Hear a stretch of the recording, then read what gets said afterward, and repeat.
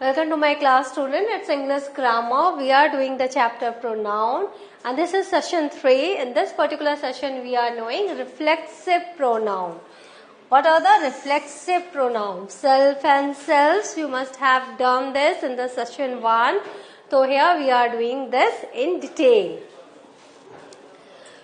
Now first, what are pronouns? Pronouns are the words that replace noun. In place of noun, the words we use are called pronouns. So what are the reflexive pronouns? Refer back to the subject of the sentence or clause. जो sentence और clause का जो subject होता है उसी को ये refer करता है, self और self से, तो इसलिए ये reflexive pronoun है. They either end in self as in the singular form or selves as in the plural form. तो singular में self होगा, plural में selves होगा.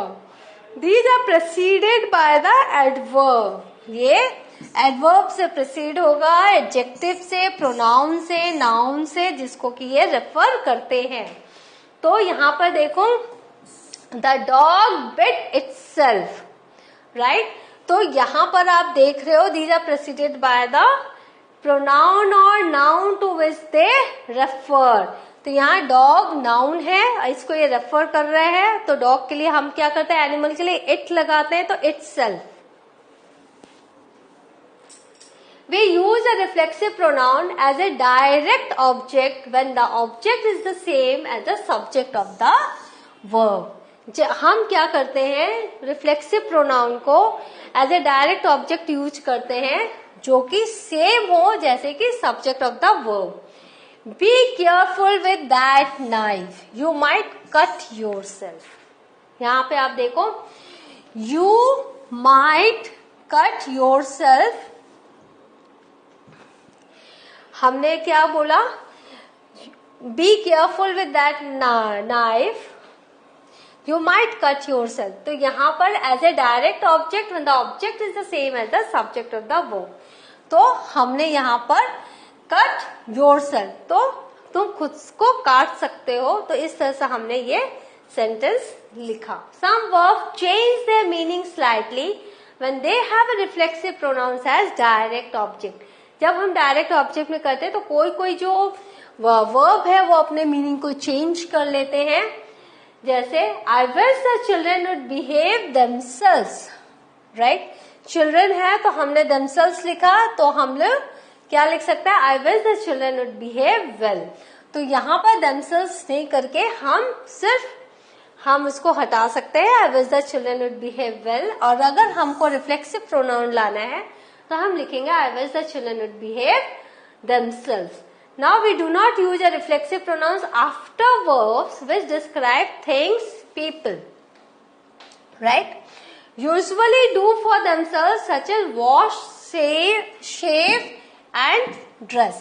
तो हमने देखा कि जो भी कोई भी verb है जो describe करता है वस्तु को या लोगों को, जो कि खुद के लिए करते हैं, जैसे washing, जब खुद के लिए वॉश कर रहे हैं, शेव कर रहे हैं, ड्रेसिंग कर रहे हैं, ड्रेसअप हो रहे हैं, तो हम क्या करते हैं, सेल्फ या सेल्फ्स नहीं लगाते. He always shave before going out in the evening, यहाँ हमने हिमसेल्फ नहीं लगाया, राइट? क्योंकि यहाँ पर क्या है, वो खुद के लिए कर रहे हैं, so it's not important to write. Usually with wash, shave and dress. तो यहाँ पर आप देख लो, singular and plural. First person I है तो रिफ्लेक्सिव प्रोनाउन हो जाएगा myself. Second person you है तो रिफ्लेक्सिव प्रोनाउन हो जाएगा yourself. Third person he है तो हिमसेल्फ, शी है तो हर सेल्फ, इट है तो इट्स सेल्फ.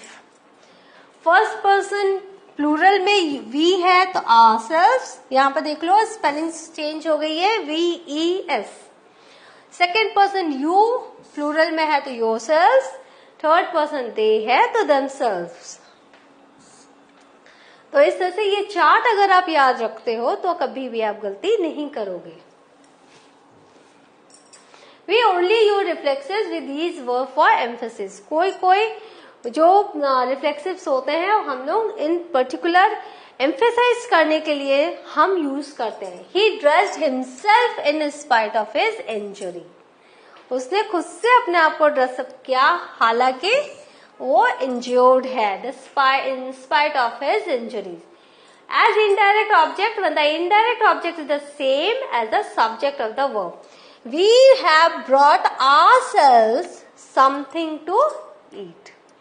तो यहाँ पर आप देखो ourselves as a something to eat हमने as indirect object, when the indirect object is the same as the subject of the verb, तो यहाँ ourselves तो we का आपको पता है ourselves होता है, we का ourselves होता है, तो सेम है, तो हमने यहाँ पर यूज किया as an indirect object. We have brought ourselves something to eat, हमने अपने लिए कुछ खाने का मंगवाया।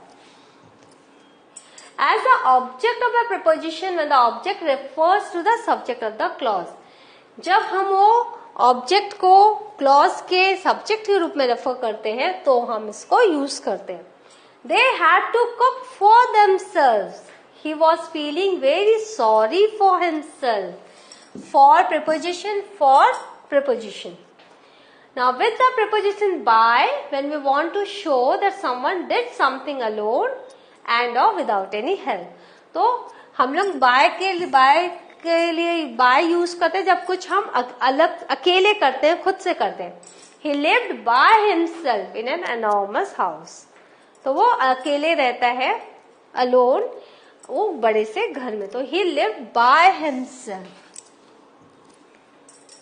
To emphasize the person or thing we are referring to, जब हम emphasize करना चाहते हैं पर्टिकुलर पर्सन या चीज को तो हम रिफ्लेक्सिव प्रोनाउन का यूज करते हैं।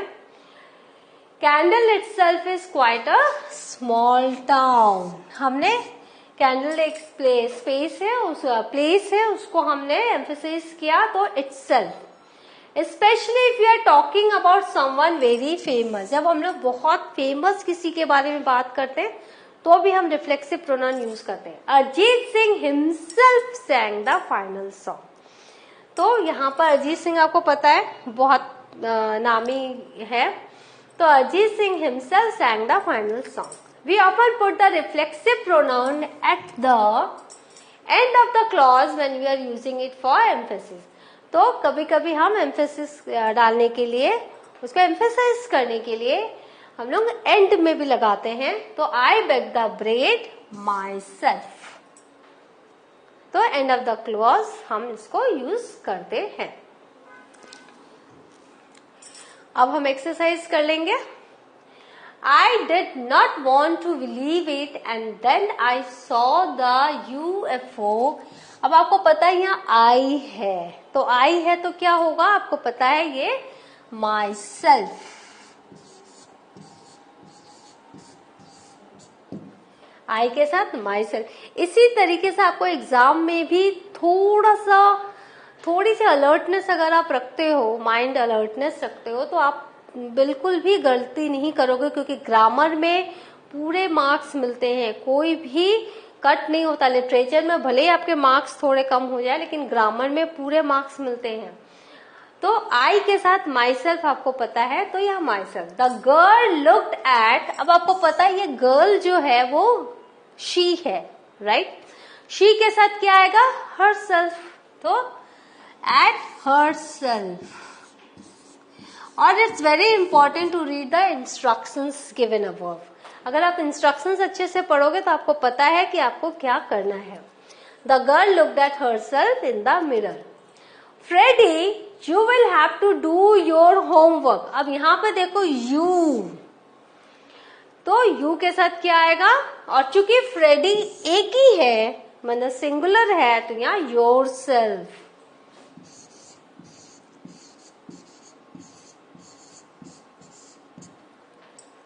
You don't need to help them, they can do it. यहाँ पर आप देख रहे हैं दे क्या है, दे प्लूरल है, तो दे के साथ क्या आएगा, themselves। Spelling will be changed.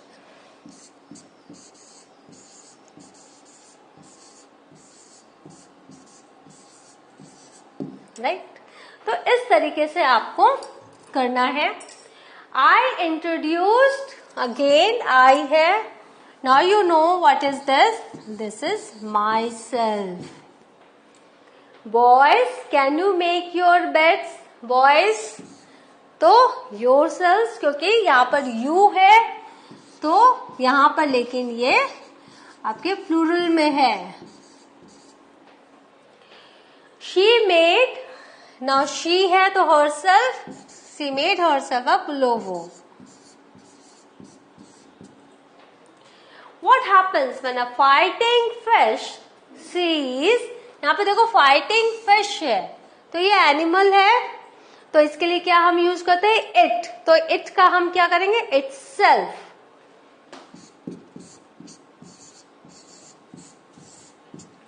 In the mirror, what happens when a fighting fish sees itself in the mirror? The father decided to repair the car. अब father कौन होते हैं? Father होते हैं he, तो himself.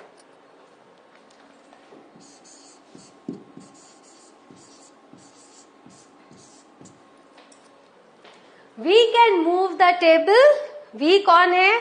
Ourselves. We का ourselves होता है, आपको पता है प्लूरल में है, फर्स्ट पर्सन.